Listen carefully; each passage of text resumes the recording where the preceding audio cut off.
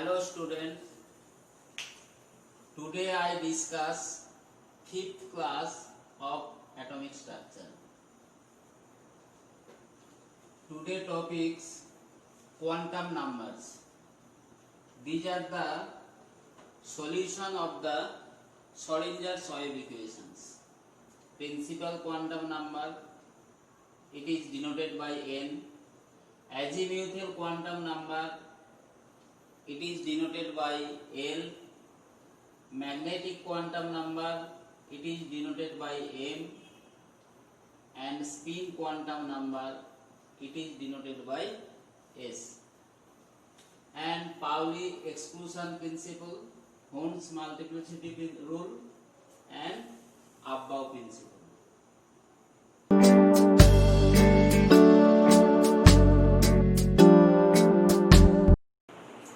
Quantum numbers, quantum সংখ্যা।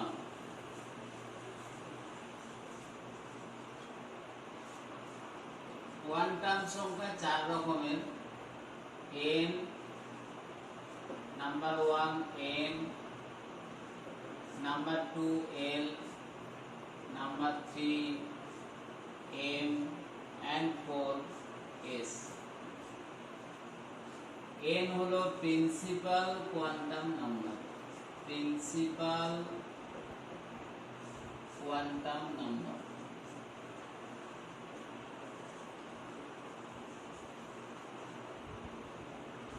l azimuthal quantum number। azimuthal quantum number। m magnetic quantum number, and s হলো spin quantum number। প্রথম তিনটে quantum সংখ্যা n, l এবং m, এগুলো আমরা কোত্থেকে পেলাম না these three quantum numbers are the solution of Schrödinger's-Wave equation। শ্রোডিঞ্জারের যে তরঙ্গ সমীকরণ সমাধান করে, যদিও শ্রোডিঞ্জারের তরঙ্গ সমীকরণের সমাধান আমাদের পাঠ্যসূচির অন্তর্ভুক্ত নয়, কিন্তু ওই সমীকরণটি সমাধান করে আমরা এই তিনটে কোয়ান্টাম সংখ্যা পেয়েছি। এবং চতুর্থ কোয়ান্টাম সংখ্যা এস স্পিন কোয়ান্টাম নাম্বার। তাহলে এই চারটি কোয়ান্টাম সংখ্যার সাহায্যে পরমাণুর মধ্যে ইলেকট্রনের অবস্থান এবং প্রকৃতি সম্পর্কে সঠিক ধারণা পাওয়া যায়। এন মুখ্য কোয়ান্টাম সংখ্যা। মুখ্য কোয়ান্টাম সংখ্যা, principal quantum number. It's denoted by small n। না বোর মডেল থেকে আমরা পেয়েছি পরমাণুর মধ্যে নিউক্লিয়াসকে কেন্দ্র করে ইলেকট্রনের যে বৃত্তাকার কক্ষপথগুলো রয়েছে, অর্থাৎ পরমাণুতে আবর্তনশীল ইলেকট্রনের বৃত্তাকার কক্ষপথ, বৃত্তাকার কক্ষপথ,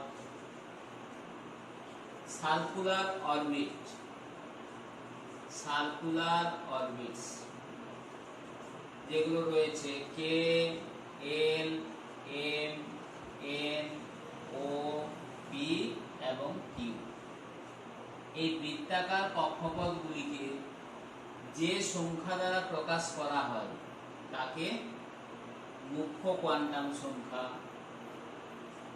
প্রিন্সিপাল কোয়ান্টাম নাম্বার বলে।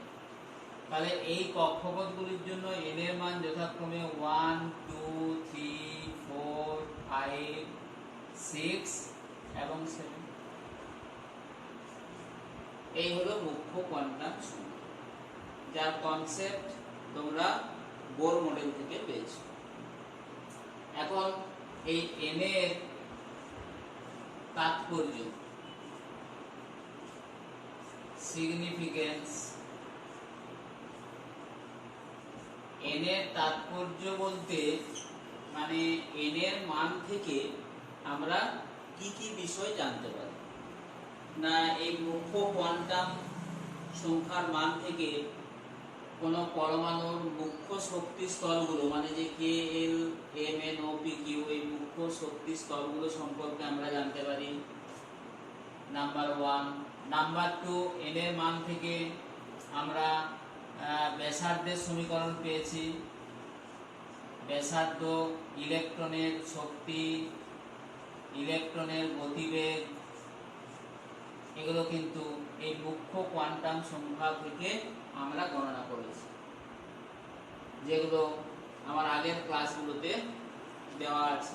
ব্যাসার্ধের সমীকরণ, শক্তির সমীকরণ, গতিবেগের সমীকরণ, সব সমীকরণগুলোতেই আমরা কি দেখেছি, এন ছাড়া বাকি যে রাশিগুলো আছে সবগুলো ফিক্সড অর্থাৎ কনস্ট্যান্ট, এনটা হলো পরিবর্তনশীল।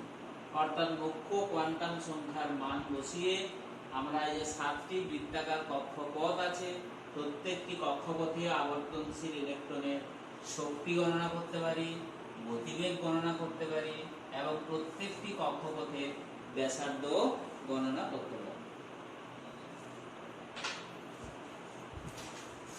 এখন এই এন এর মান থেকে মুখ্য শক্তি স্তরে নাম্বার 5, এন এর মান থেকে মুখ্য শক্তি স্তরে আমরা কক্ষক সংখ্যাও পেয়ে যাব। কোন মুখ্য শক্তি স্তরে, এই যে নাম্বার 5, মুখ্য শক্তি স্তরে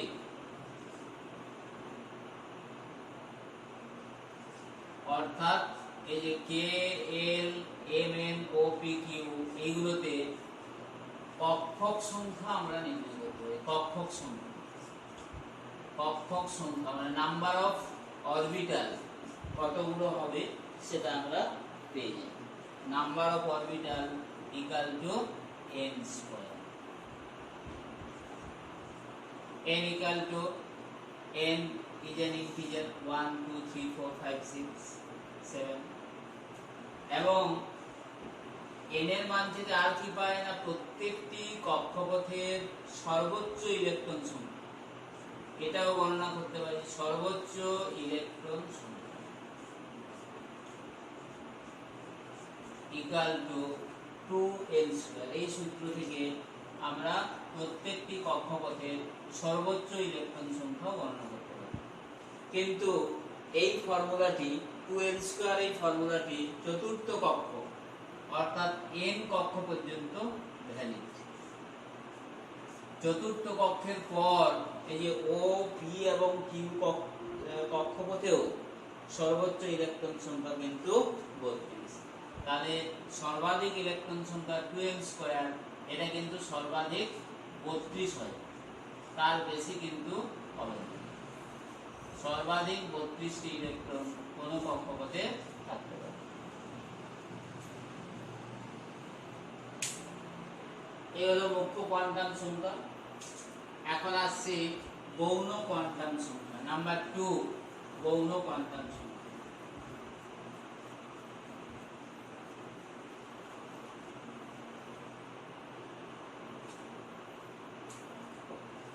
গৌণ কোয়ান্টাম সংখ্যা, গৌণ কোয়ান্টাম সংখ্যা, azimuthal quantum number. It's denoted by small n, গৌণ কোয়ান্টাম সংখ্যা। এই গৌণ কোয়ান্টাম সংখ্যার ধারণা আমরা কোত্থেকে পেয়েছি? Sommerfeld model. বিজ্ঞানী সোমারফিল্ড বলেছিলেন যে প্রত্যেকটি বৃত্তাকার কক্ষপথে আবর্তনশীল ইলেকট্রনের একাধিক উপকক্ষপথ রয়েছে। উপকক্ষ অর্থাৎ মুখ্য শক্তি স্তর, মুখ্য শক্তি স্তরে একাধিক উপশক্তি স্তর বর্তমান। উপশক্তি স্তর যদি বলি কক্ষ, তাহলে কক্ষের মধ্যে বলবো একাধিক উপকক্ষ বর্তমান। উপকক্ষ সাব সেল, কক্ষ সেল, এনার্জি লেভেল, এটা হবে তাহলে সাব এনার্জি লেভেল। তাহলে প্রত্যেকটি মুখ্য শক্তি স্তরে অথবা কক্ষে এক বা একাধিক উপশক্তি স্তর বা উপকক্ষ রয়েছে। এই উপকক্ষগুলিকে প্রকাশ করার জন্য যে সংখ্যা ব্যবহার করা হয় তাকে বলা হয় গৌণ কোয়ান্টাম সংখ্যা। অর্থাৎ ইলেকট্রন কক্ষপথের উপবৃত্তীয়তা নির্দেশক যে সংখ্যা, উপবৃত্তাকার কক্ষপথের উপবৃত্তীয়তা অর্থাৎ ইলেকট্রিসিটি নির্দেশক যে সহায়ক কোয়ান্টাম সংখ্যা তাকে বলা হচ্ছে গৌণ কোয়ান্টাম সংখ্যা এল, অ্যাজিমিউথাল কোয়ান্টাম সংখ্যা। এখন এই এন এর সঙ্গে এন ও এল এর মধ্যে একটা সম্পর্ক রয়েছে, এন ও এল এর মধ্যে সম্পর্ক। এন এর কোনো মানের জন্য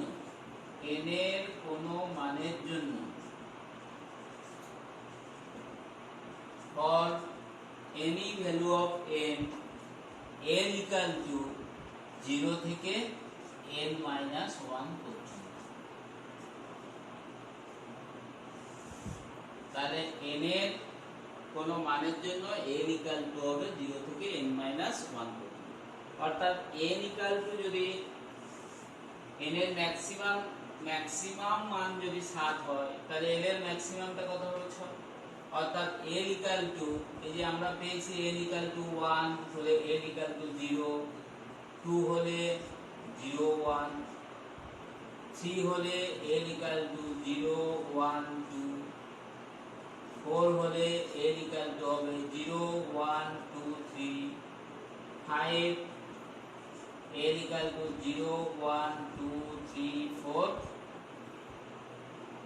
এবং 6 ও 7 হলে l equal to 6 হলে l equal to হবে 0 1 2 3 4 5, l equal to 7 হলে l equal to 0 1 2 3 4 5 6।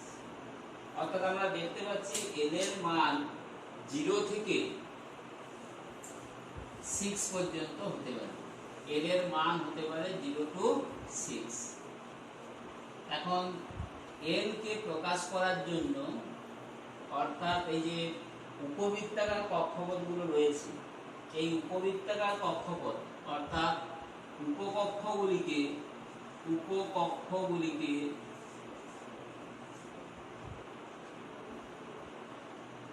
প্রকাশ করা হয় কতগুলো ওর স্পেকট্রাম টার্ম দ্বারা। ওর স্পেকট্রাম টার্ম যেমন এস পি ডি এফ এগুলো দ্বারা প্রকাশ করা হয়। l equal to 0 1 2 3 4 5 এবং 6। তো l equal to 0 হলে যে উপকক্ষের জন্য l equal to 0 সেই উপকক্ষটিকে s দ্বারা, 1 হলে p দ্বারা, এগুলো স্মল লেটারস হবে, 2 হলে d এবং 3 হলে f, 4 হলে g, 5 6 এর জন্য এখনো কিন্তু আননোন, 5 6 এর জন্য আননোন।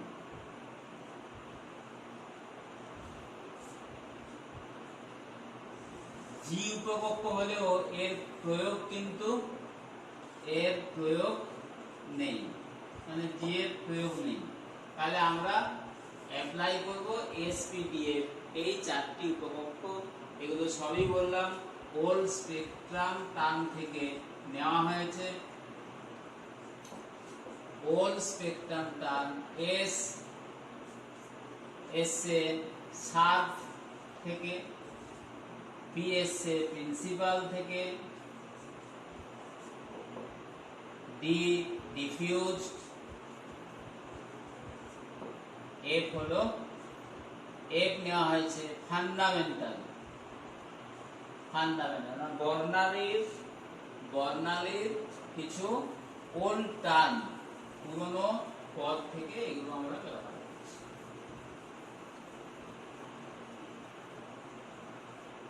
তাহলে শার্প এস, স্মল এস,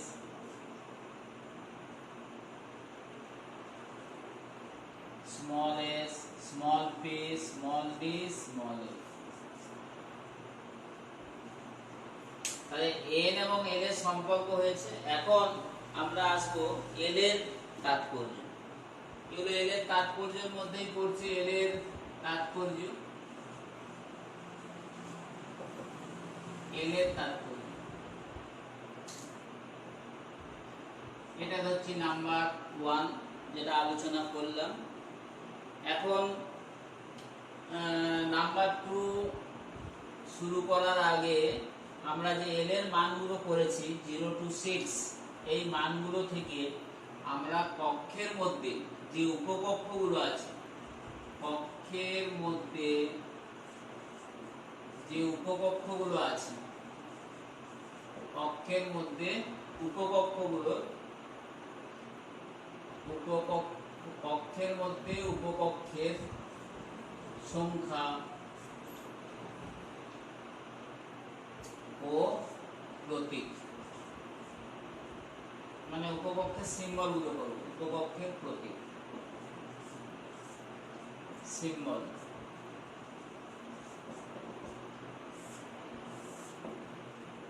এখন দেখো n = 1 হলে কক্ষটা কি কে, তার জন্য n = 0। n = 0 হলে তাকে প্রকাশ করব s দ্বারা।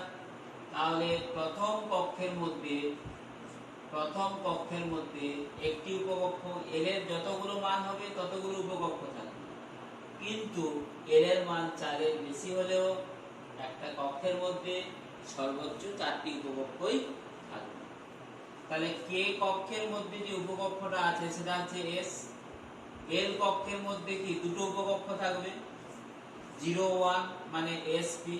এখন দেখো s সব কক্ষের মধ্যেই আছে, p এই যে দ্বিতীয় কক্ষ থেকে স্টার্ট হচ্ছে, এরপর p সব কক্ষেই থাকবে। তাই এগুলোকে প্রকাশ করা হয় কক্ষ সংখ্যা প্রথমে লিখে, কে n এর মান 1, তার মানে মুখ্য কোয়ান্টাম সংখ্যার মানটা প্রথমে লিখে তারপরে উপকক্ষের এই প্রতীকগুলো ব্যবহার করা।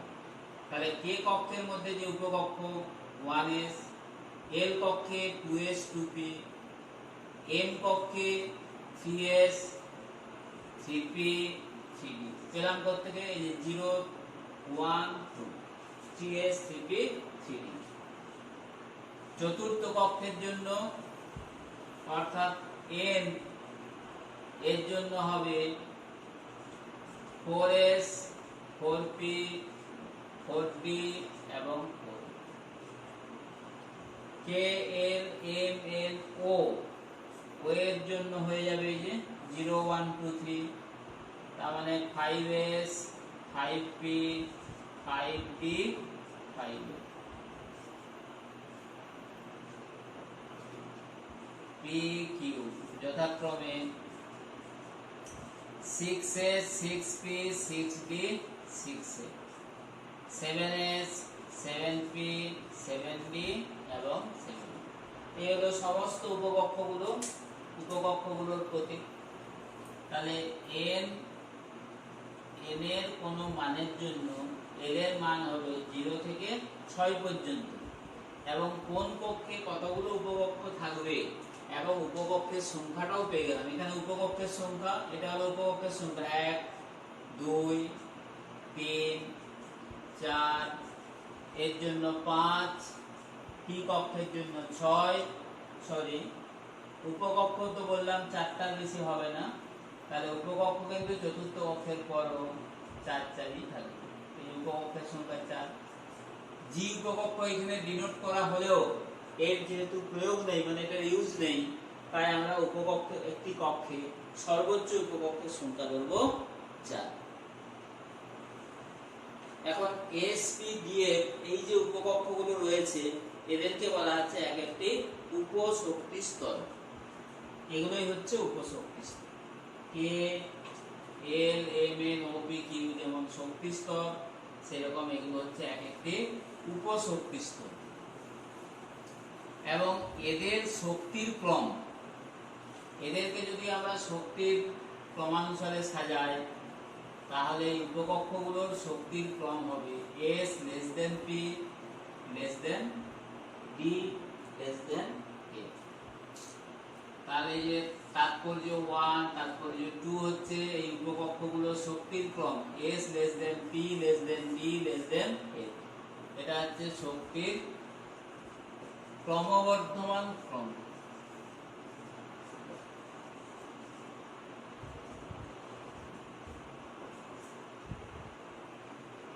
in order of their increasing energy, s less than p less than b less than a।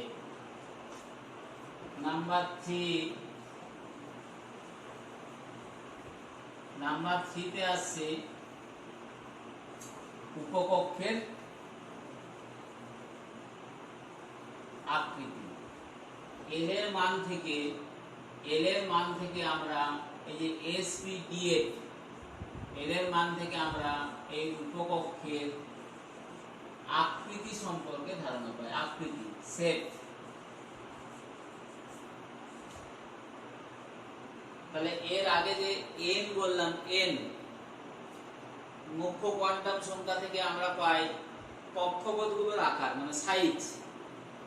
n এর মান থেকে পাই কক্ষপথগুলোর সাইজ। n থেকে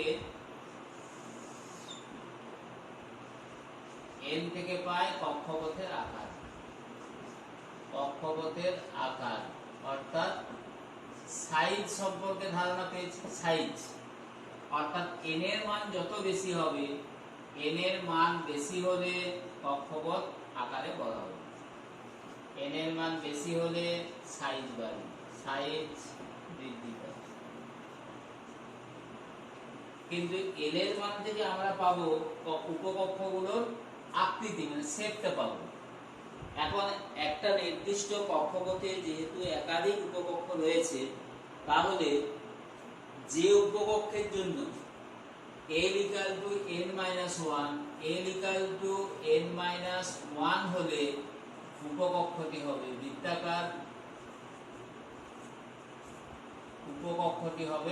বৃত্তাকার। সার্কুলার হবে। আর l less than n-1 হলে উপকক্ষটি হবে উপবৃত্তাকার। l যদি less than n-1 হয় তাহলে উপকক্ষটি হবে উপবৃত্তাকার, ইলিপ্টিক্যাল।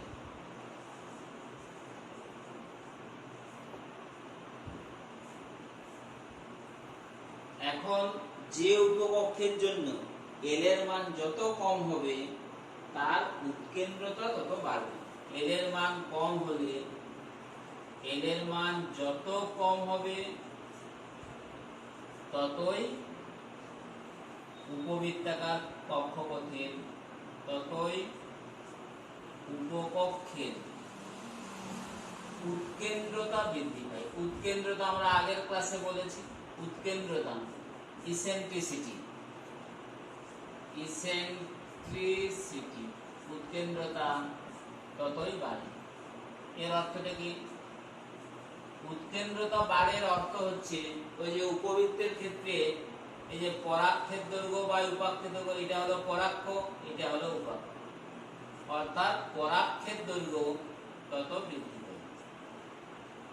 যতই ই বাড়বে, ইপসাইলন অর্থাৎ উৎকেন্দ্রতা যত বাড়বে তত পরাক্ষের দৈর্ঘ্যটা বাড়বে, অর্থাৎ উপবৃত্তাকার পথের উৎকেন্দ্রতা তত বৃদ্ধি পাবে।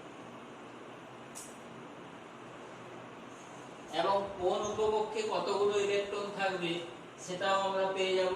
নাম্বার 4 উপকক্ষের মোট ইলেকট্রন সংখ্যা।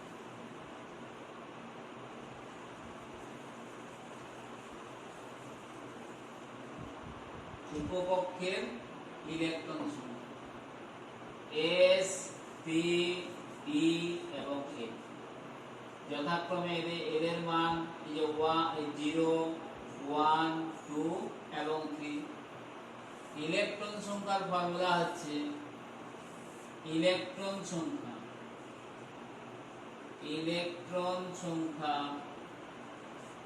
equal to 2 × 12 + 1, অর্থাৎ যেখানে এস উপকক্ষে সর্বোচ্চ দুটো ইলেকট্রন থাকবে, পিতে থাকবে সর্বোচ্চ 6টা, বিতে থাকবে 10টা এবং এতে থাকবে 14।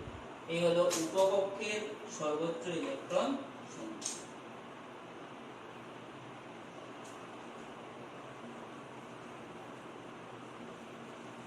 এই উপবৃত্তাকার কক্ষপথে আবর্তনশীল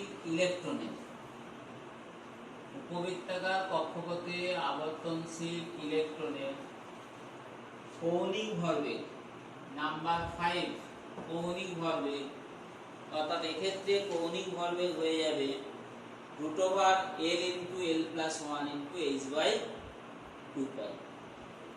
কক্ষকীয় কৌণিক ভরবেগ, উপবৃত্তাকার কক্ষপথে আবর্তনশীল ইলেকট্রনের কক্ষকীয় কৌণিক ভরবেগ। Orbital angular momentum equal to √L × L+1, যেখানে L ইকুয়াল টু হলো এই গৌণ কোয়ান্টাম সংখ্যা ইনটু h/2π। h/2π কে অনেক সময় h ক্রস দিয়ে প্রকাশ করা হয়, h ক্রস। তাহলে h ক্রস হলে তখন এটাকে আমরা এইভাবে প্রকাশ করি।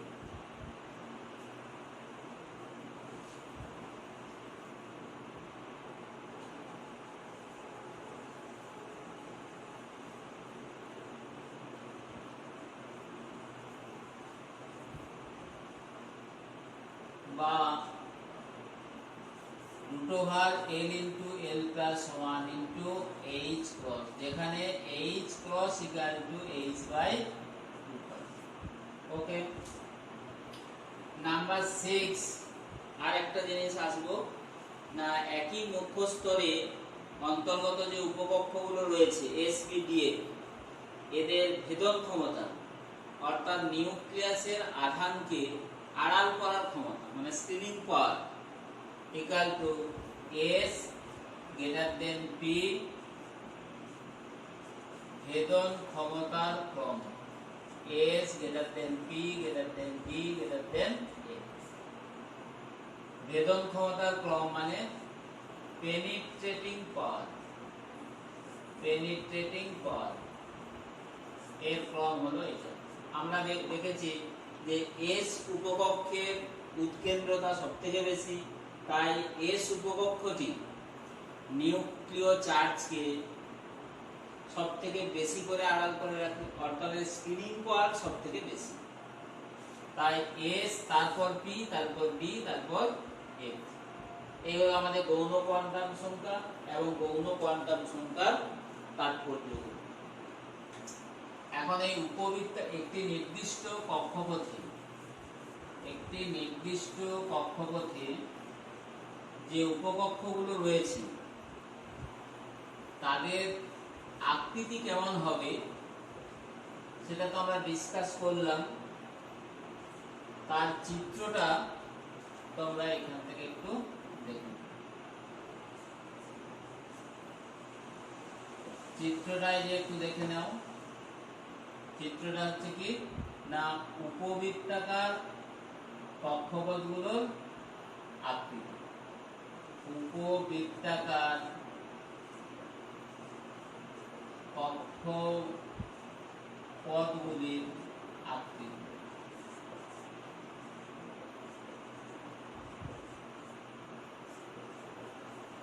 shape of subshell in a circular orbit.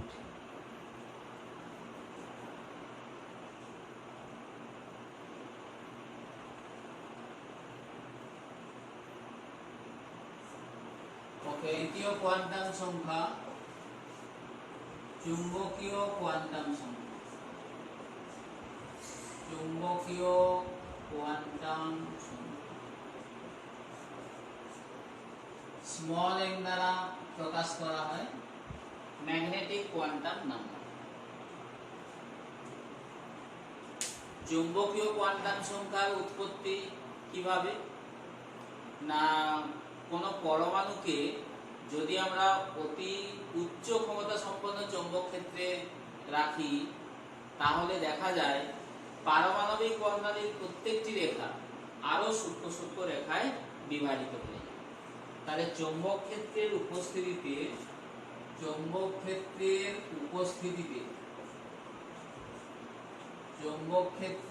উপস্থিতিতে পারমাণবিক বর্ণালীর প্রত্যেকটি রেখা সূক্ষ্ম সূক্ষ্ম বিভাজন, এই ঘটনাকে বলা হচ্ছে জিম্যান ইফেক্ট।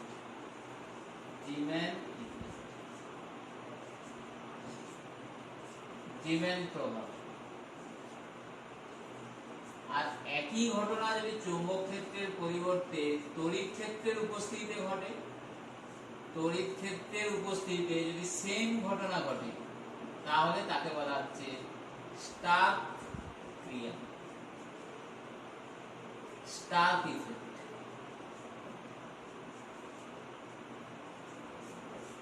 তাহলে জিম্যান ইফেক্ট আর স্টার্ক ইফেক্ট এই দুটো একটু পরে নিতে হবে। এখন যেটাতে আসছিলাম, চুম্বকীয় কোয়ান্টাম সংখ্যা, যেটা বলছিলাম যে শক্তিশালী চৌম্বক ক্ষেত্রের উপস্থিতিতে প্রত্যেকটি উপকক্ষ আবার শক্তির সামান্য পার্থক্য বিশিষ্ট কতগুলো ত্রিমাত্রিক অঞ্চলে বিভক্ত হয়ে যায়। এই ত্রিমাত্রিক অঞ্চলগুলোকে বলা হয় কক্ষ। তাহলে এখান থেকে আমরা পাচ্ছি কক্ষ, অরবিটাল। এই অরবিটালের ডেফিনেশন তোমাদের আগের ক্লাসে হয়েছে। শ্রোডিঞ্জার ওয়েভ ইকুয়েশন থেকে আমরা কক্ষকে সংজ্ঞা এবং কক্ষক সম্পর্কে ধারণাও পেয়েছি। কক্ষক হচ্ছে একটি পরমাণুর মধ্যে নিউক্লিয়াসের বাইরে কিন্তু এর শক্তি ক্ষেত্রের মধ্যে একটি বিশেষ ত্রিমাত্রিক অঞ্চল, যাতে ইলেকট্রনকে পাওয়ার সম্ভাবনা সবথেকে বেশি। Orbital is a three-dimensional space around the nucleus where the probability of finding electron is maximum. এটা হলো অরবিটাল। এখন এই অরবিটালগুলোর ওরিয়েন্টেশন জানার জন্য আমাদের চুম্বকীয় কোয়ান্টাম সংখ্যা প্রয়োজন। তাহলে চুম্বকীয় কোয়ান্টাম সংখ্যা থেকে এখন আমরা এই তাৎপর্যে চলে আসছি। তাৎপর্য চুম্বকীয় কোয়ান্টাম সংখ্যা থেকে নাম্বার 1, চুম্বকীয় কোয়ান্টাম সংখ্যা থেকে আমরা এই অরবিটালগুলোর ওরিয়েন্টেশন জানতে পারব। অর্থাৎ অরবিটাল বলতে আবার ওই এস, পি, ডি এবং এফ, এগুলোকেই আবার অরবিটাল বলা হয়।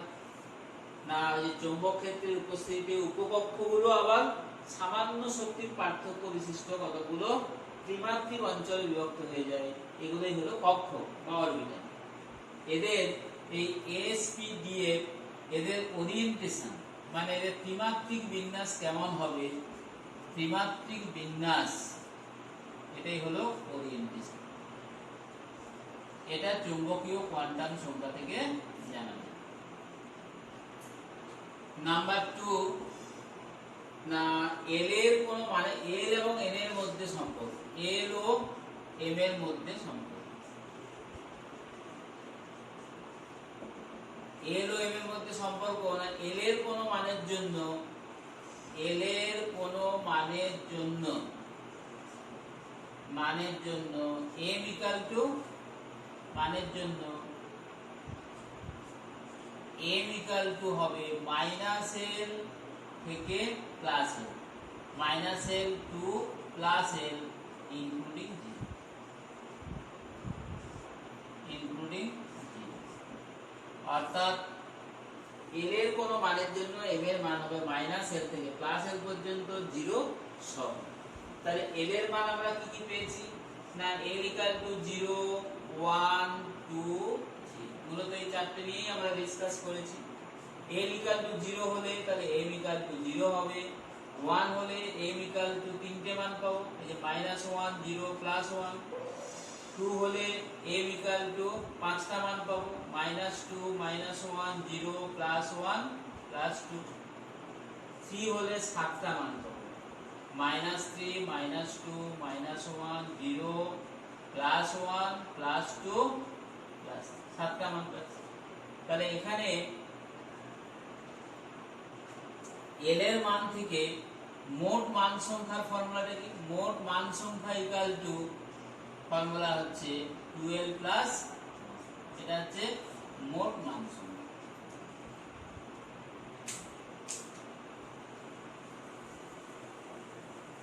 এখন এই যে পারমাণবিক বর্ণালীর যে সূক্ষ্ম বিভাজন, পারমাণবিক বর্ণালীর প্রত্যেকটি রেখার যে সূক্ষ্ম বিভাজন, এটা কি কারণে ঘটছে? না, এই শক্তিশালী চৌম্বক ক্ষেত্রের উপস্থিতিতে, শক্তিশালী চৌম্বক ক্ষেত্রের উপস্থিতিতে ওই যে নির্দিষ্ট ত্রিমাত্রিক অঞ্চলে আবর্তনশীল ইলেকট্রন একটা চৌম্বক ক্ষেত্রের সৃষ্টি করে। তাহলে ইলেকট্রন দ্বারা সৃষ্ট চৌম্বক ক্ষেত্র আর বাহ্যিক চৌম্বক ক্ষেত্র, এই দুটোর প্রতিক্রিয়ার ফলে পারমাণবিক বর্ণালীর প্রত্যেকটি রেখার আরো সূক্ষ্ম সূক্ষ্ম বিভাজন ঘটে। এখন এই যে প্রত্যেকটি উপকক্ষ SPDF, এই যে 0 হলে উপকক্ষটা কি হবে? S, এখানে উপকক্ষটা হচ্ছে S, 1 হলে P, এটা B, 3 হলে L এর মান A। যে কোনো একটা উপকক্ষকে দেখাচ্ছি, ধরা যাক এই যে P উপকক্ষ, P উপকক্ষে 3টে মান, D উপকক্ষে M এর জন্য 5টা মান দেব। এই যে D উপকক্ষের তাহলে 5টা দিক, এটা ধরা যাক একটি চৌম্বক ক্ষেত্র, এখানে m = 0 -1 -2 -3, F উপকক্ষই বলুন, F উপকক্ষের বিভিন্ন দিক, বিভিন্ন দিক +1 +2 +3। তাহলে এটা হচ্ছে আমাদের এই যে চৌম্বক ক্ষেত্র।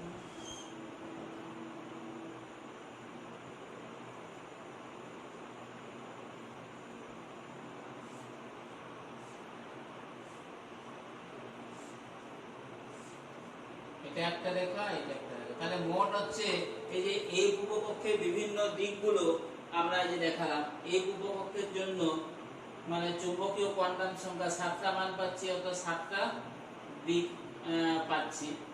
অর্থাৎ এই যে ত্রিমাত্রিক অঞ্চলে এই উপকক্ষগুলো, অর্থাৎ এই যে নির্দিষ্ট শক্তি বিশিষ্ট যে কক্ষকগুলো ত্রিমাত্রিক অঞ্চলে বিভিন্ন দিকে বিন্যস্ত থাকে।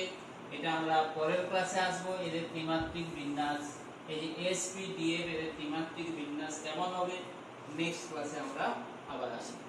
এখন এই চৌম্বক ক্ষেত্রের উপস্থিতিতে, চৌম্বক ক্ষেত্রের উপস্থিতিতে 2 হলো নাম্বার 3, চৌম্বক ক্ষেত্রের উপস্থিতিতে আবর্তনশীল ইলেকট্রনের কৌণিক ভরবেগ ইকুয়াল টু m × h/2।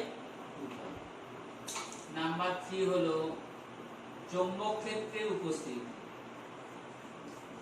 চৌম্বক ক্ষেত্রের উপস্থিতিতে আবর্তনশীল ইলেকট্রনের, আবর্তনশীল ইলেকট্রনের কৌণিক ভরবেগ, angular momentum equal to m × h/2π, যেখানে m হলো চৌম্বকীয় কোয়ান্টাম সংখ্যা।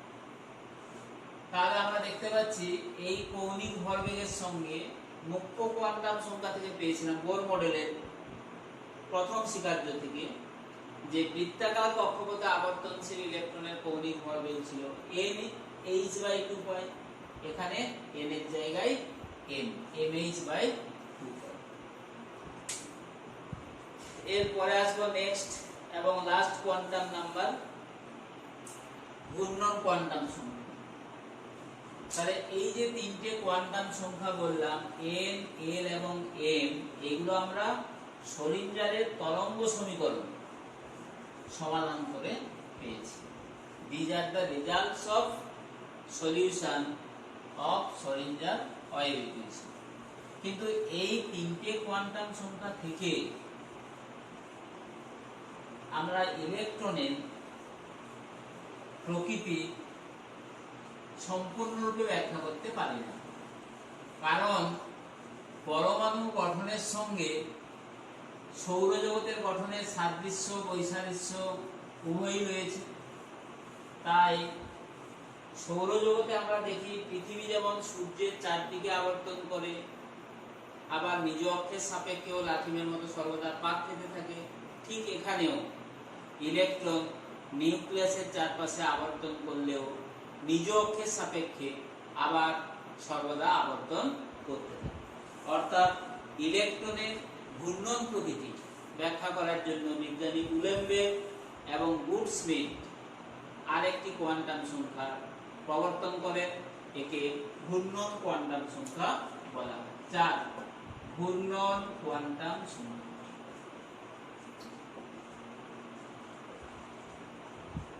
স্মল এস দ্বারা একে প্রকাশ করা হয়, স্মল এস দ্বারা স্পিন কোয়ান্টাম নাম্বার।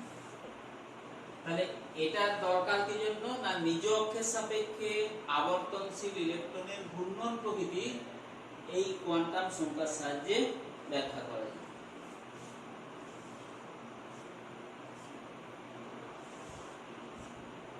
একটা ইলেকট্রন নিজ অক্ষের সাপেক্ষে যেমন ক্লকওয়াইজ আবর্তন করে, ঠিক আবার অ্যান্টি ক্লকওয়াইজও আবর্তন করতে পারে।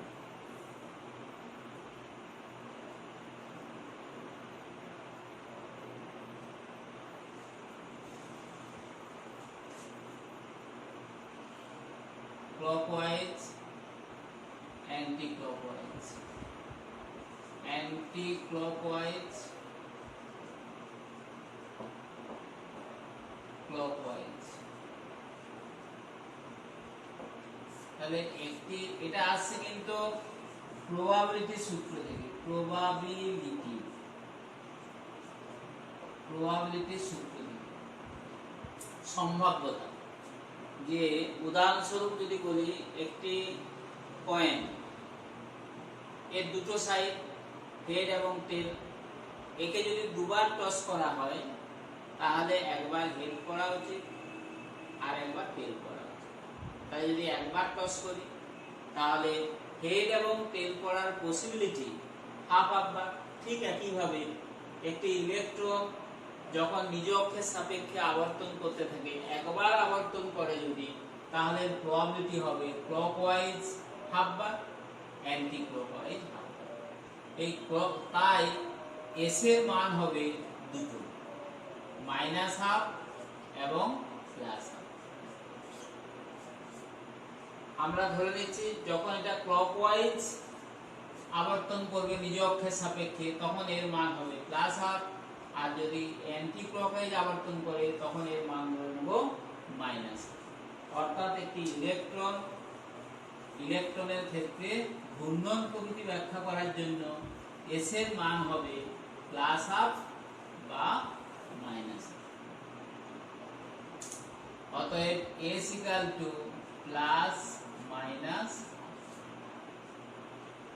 এটা আবিষ্কার করেছিলেন বিজ্ঞানী উলেনবের্গ এবং গোল্ডস্মিট।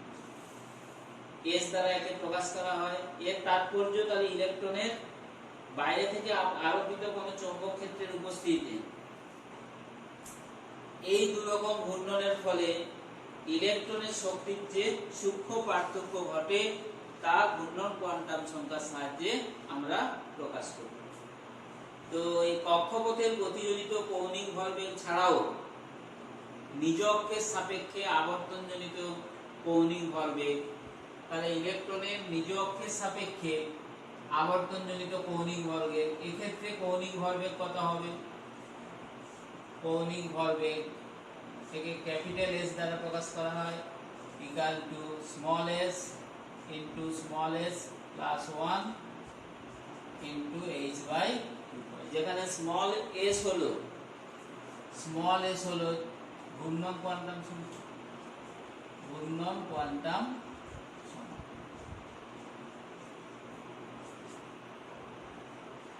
এবং এম এর সাথে এর সম্পর্ক কি না, এম ও এস এর মধ্যে সম্পর্ক হলো এম ও এস এর মধ্যে সম্পর্ক এম এর প্রতিটি মানের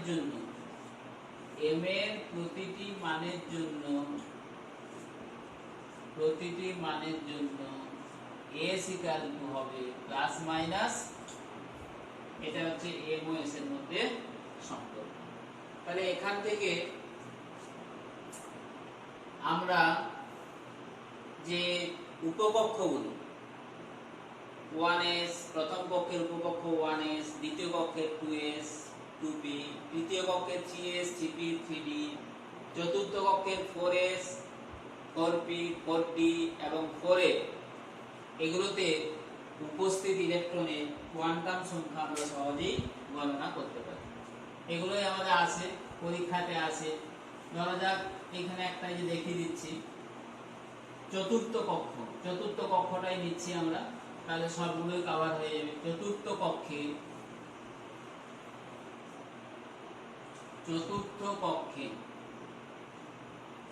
তাহলে কোয়ান্টাম সংখ্যা নির্ণয়, কোয়ান্টাম সংখ্যার মান নির্ণয় কোন একটা নির্দিষ্ট কক্ষের জন্য। আমরা নিচ্ছি উদাহরণ কে, এল, এম এবং এন। এন কক্ষ, এন কক্ষের ক্ষেত্রে এন কত না, এই চারটে কোয়ান্টাম সংখ্যা যদি ধরে নিই এন, এল, এম এবং এস। এন কক্ষের জন্য এন কত 4, এল এর মান কত হবে না, এল এর মান হবে 0 1 2। আমরা একটু আগে এন ও এল এর মধ্যে রিলেশন পেয়েছিলাম। এল এবং এম এর মধ্যে রিলেশন যদি পুট করি, 0 এর জন্য এম এর মান হবে 0 এবং সেক্ষেত্রে ঘূর্ণন কোয়ান্টাম সংখ্যার মান হয়ে যাবে plus half comma minus. M এর প্রতিটি মানের জন্য এসে এই যে দুটো করে মান হবে।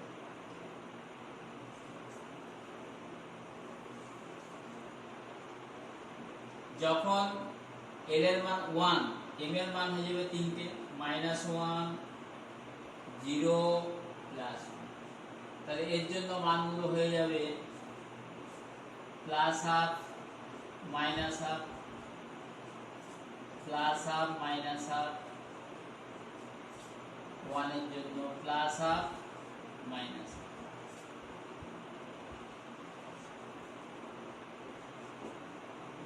2 এবং 3 এর জন্য অনুরূপে আমরা করব।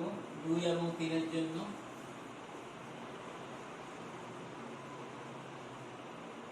যখন এল এর মান 2, তখন এর 5টা মান হবে -2 -1 0 +1 +2।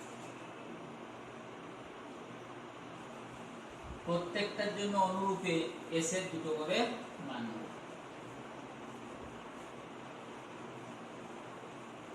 প্রত্যেকটার জন্য এস এর দুটো করে মান।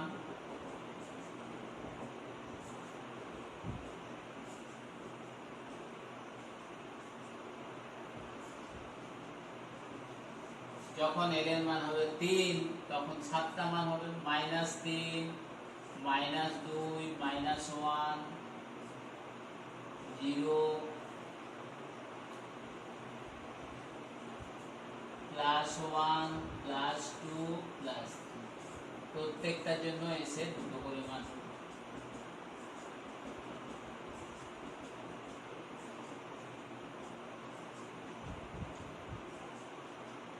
এইভাবে আমরা পেয়ে, তাহলে একটা নির্দিষ্ট কক্ষে, যেমন এন কক্ষে, এখানে এন এর মান হচ্ছে কত 4, এই যে এন এর মান হচ্ছে 4, এল এর মান 0 1 2 3 এবং প্রত্যেকটার জন্য আমরা এই যে 0 এর জন্য এটা, 1 এর জন্য এইগুলো, 2 এর জন্য এখানে, 3 এর জন্য এই মানগুলো আমরা পেয়েছি। কোয়ান্টাম সংখ্যাগুলোর মানগুলো পেয়ে এন এর মান 4, কক্ষটা আছে এন কক্ষ। ওকে, এখন বলেছিলাম যে এখানে এস এর যতগুলো মান হবে ততগুলো ইলেকট্রন, এখানে n = 0, n = 4, তাহলে এখানে উপকক্ষটা কি 4s, এটি হলো 4s, এটা হলো 4p, এটা হচ্ছে 4d এবং এই উপকক্ষটি হলো 4a।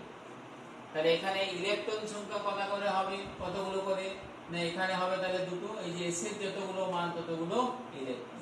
তাহলে এখানে ইলেকট্রন সংখ্যা, এই যে সবুজ কালিতে ইলেকট্রন সংখ্যাটা লিখছি, এখানে ইলেকট্রন হবে দুটো, এখানে হবে 6টি, এখানে হবে 10টি, এখানে হবে 14টি। অর্থাৎ আমরা দেখছি চতুর্থ কক্ষে মোট ইলেকট্রন আছে 32টি। তাহলে আজকে যখন মানে শুরু করেছিলাম কোয়ান্টাম সংখ্যা এবং বলেছিলাম n এর মান থেকে আমরা কোনো কক্ষের সর্বোচ্চ ইলেকট্রন সংখ্যা এই যে গণনা করতে পারি, সর্বোচ্চ ইলেকট্রন সংখ্যা কত, 32। সর্বোচ্চ ইলেকট্রন সংখ্যা 32। এরপরে আমরা যদি ও পি কিউ কক্ষে যাই সেখানেও কিন্তু 32টা করে ইলেকট্রন থাকবে। কেন না উপকক্ষ বলতে আমরা যেহেতু চারটাই পেয়েছি এস, পি, ডি এবং এফ, তাই প্রত্যেকটি কক্ষে চতুর্থ কক্ষের পর থেকে প্রতিটি কক্ষে সর্বোচ্চ 32টি ইলেকট্রনই থাকবে, তার বেশি কিন্তু থাকতে পারবে না। অনুরূপে আমি যেমন এই চতুর্থ কক্ষ এখানে 4s, এরকম প্রশ্ন আসতে পারে যে 4s উপকক্ষের ইলেকট্রনগুলির চারটি কোয়ান্টাম সংখ্যা লিখো। তাহলে যেমন এই যে 4s উপকক্ষের ইলেকট্রনগুলির চারটি কোয়ান্টাম সংখ্যা সেট কি হলো n, l, ms, এগুলো কোয়ান্টাম সংখ্যা সেট n = 4, l = 0, m = 0, এর দুটো মান +12 -12। এইভাবে প্রত্যেকটি উপকক্ষের জন্য আমরা কোয়ান্টাম সংখ্যা সেট গণনা করতে পারি। 4p অনুরূপে 4b, 4f, এগুলো এখান থেকে মানগুলো পেয়ে যাব। নেক্সট ক্লাসে আমরা ওই পরমাণুর ইলেকট্রন বিন্যাস মানে ইলেকট্রনিক কনফিগারেশন সম্পর্কে আলোচনা করব এবং এই ইলেকট্রনিক কনফিগারেশন জানতে হলে যে তিনটে নীতির উপর বেস করে ইলেকট্রনিক কনফিগারেশন হয়, Pauli exclusion principle, Hund's multiplicity rule এবং আব্বাউ প্রিন্সিপল নেক্সট ক্লাসে হবে। তাহলে আজকের ক্লাস এখানেই শেষ করলাম। Thank you.